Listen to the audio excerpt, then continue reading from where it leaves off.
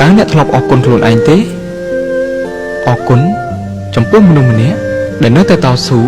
ទោះបីជាគ្មាននរណាម្នាក់មើលឃើញក៏ដោយថ្ងៃនេះខ្ញុំចង់និយាយពាក្យមួយទៅកាន់មនុស្សម្នាក់មនុស្សដែលនៅជាមួយខ្ញុំគ្រប់ពេលវេលាមនុស្សដែលមិនបោះបង់ខ្ញុំចោលម្នាក់នោះគឺខ្លួនឯងអរគុណខ្លួនឯងដែលបានអត់ធ្មត់ឆ្លងកាត់ថ្ងៃដ៏លំបាកជាច្រើនអរគុណដែលមិនចោះចាញ់ទោះបីជាមានពេលខ្លះ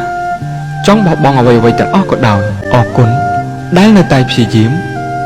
ទោះបីជាគ្មានអ្នកណាមើលឃើញការខិតខំប្រឹងប្រែងនោះក៏ដោយអរគុណដែលនៅតែញញឹមទោះបីជាបេះដូងពោរពេញទៅដោយការឈឺចាប់អរគុណដែលបានរៀនពីកំហុសអរគុណ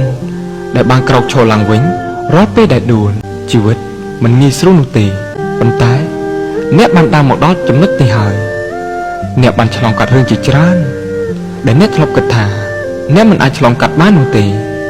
ថ្ងៃនេះប្រសិនបើគ្មានអ្នកណាសរសើរអ្នកសូមអនុញ្ញាតឲ្យខ្ញុំជាអ្នកសរសើរអ្នកពិតជាពូកែមែន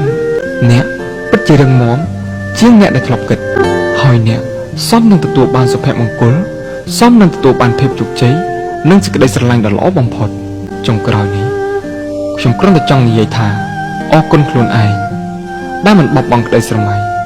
អរគុណខ្លួនឯងដែលនៅតែបន្តដំណើរមកដល់ថ្ងៃនេះកុំភ្លេចអរគុណខ្លួនឯងព្រោះអ្នកគឺជាវីរបុរសដែលបានឆ្លងកាត់រឿងជាច្រើនមកដល់ថ្ងៃនេះ